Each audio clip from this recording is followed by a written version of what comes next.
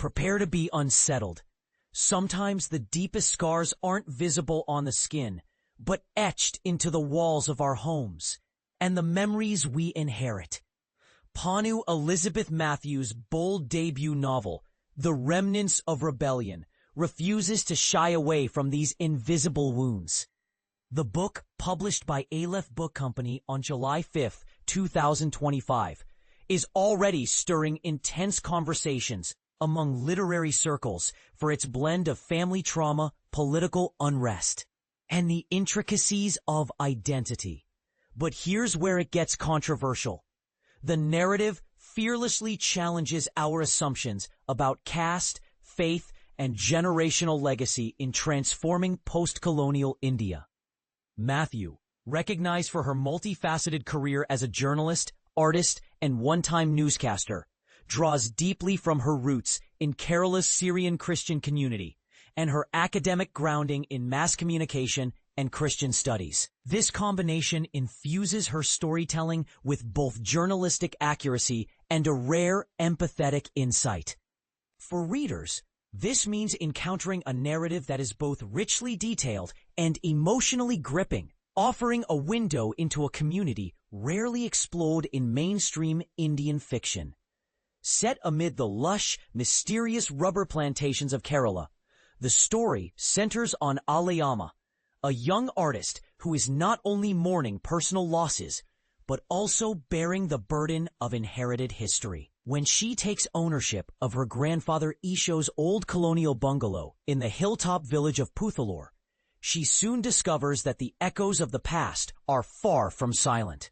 Local gossip hints at unsolved murders and wandering spirits, but the true heart of the novel throbs with something far more haunting: the wounds of past rebellions, class divisions, and unspoken family conflicts that linger within the house's walls. And this is the part most people miss. Decades before Aleyamma's return, a much younger Eesho arrived at the estate as a plantation supervisor. What appeared to be serene estate life was in fact simmering with unrest beneath the surface.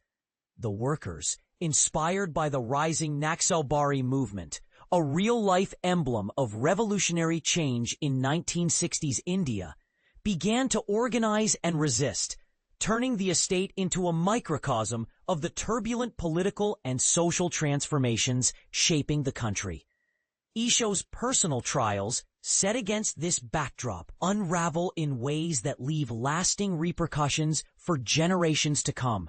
Mathew weaves these dual timelines with artistry. We travel into the past, witnessing Eesho's struggle with the tangled web of caste hierarchy, class conflict, and colonial remnants, while in the present, we join Aleyamma as she confronts her family's silence, grief, and persistent spirit of rebellion. The novel delves courageously into difficult topics, such as the uneasy coexistence of caste and Christianity in Kerala, the subtle but pervasive grip of patriarchy, even within religious institutions, and the many ways women pursue freedom, sometimes quietly, sometimes boldly. Here's a provocative twist.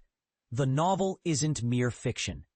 Drawing on realities from Mathew's own grandfather's experiences, The Remnants of Rebellion stands as both a historical document and a lyrical exploration of memory and resistance.